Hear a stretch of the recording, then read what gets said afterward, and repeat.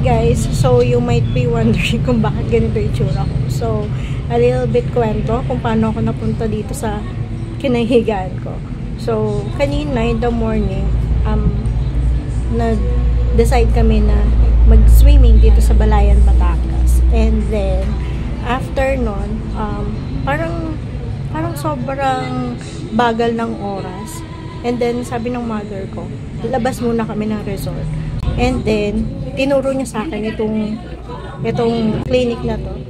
So, right now, sabi ko, sige, try ko kaya yung hyper-realistic for the eyebrows. Kasi, sobrang sabog yung banda dito. Wala na ako halos kilay. So, let's see kung ano magiging outcome. Ituso ko. So, ito na yung needle. Okay. So, ang pakiramdam niya is parang nag-aahit lang ng kilay. So, yun, hindi siya yung masakit. Parang, nga, kung ang way ng pag-aayos ng kilay mo is pag-aahit, parang ganon.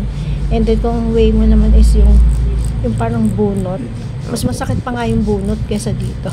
Yes, po. So, ayan.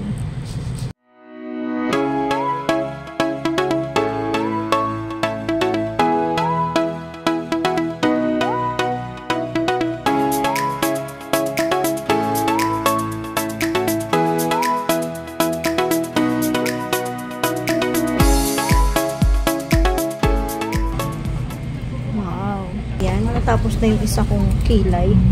Tapos na nga ba? Parang Di pa po. Yung mga scars. Ayun. Pero, medyo na-feel out na yung dito sa side ko na kalbo. Kalbo kasi okay, ko dito. So, ayan. Diba? Mukha siya natural. Let's see. So, yung kabila naman.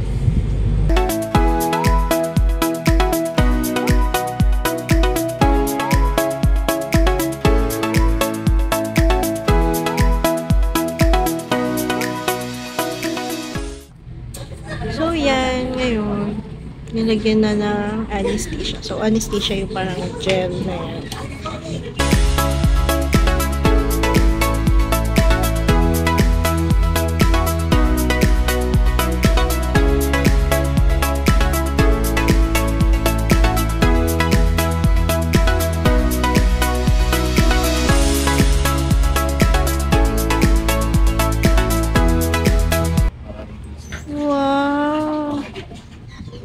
Siyang natural hair talaga.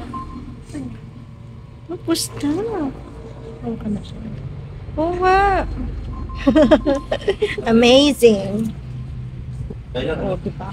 Wala nang kalbo. Wala nang kalbo eyebrows. Naka-isang oras tayo. Wala pa mo. So, yung procedure, wala pang isang oras. Siguro, nagtagal lang dahil dahil dyan sa paghihintay na umeffect yung anesthesia dun sa eyebrows. Pero yung mismong procedure, mabilis lang siya.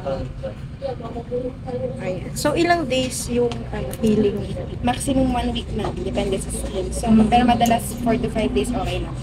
4 to 5 days daw. Pero maximum na yung 7 days. Wow, ganda na. Ganda na ng kilay. Pwede nang i-aura. So, yan. Ito yung ginawa sa akin, yung hyper-realistic nano brows. So, ayan, 100% natural daw. And last 2 to 4 years. Let's see!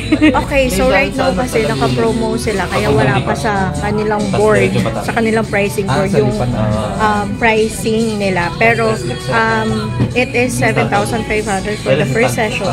And then yung second session nila is 2,000 pesos. So, babalik ako dito for the second session. I really love it.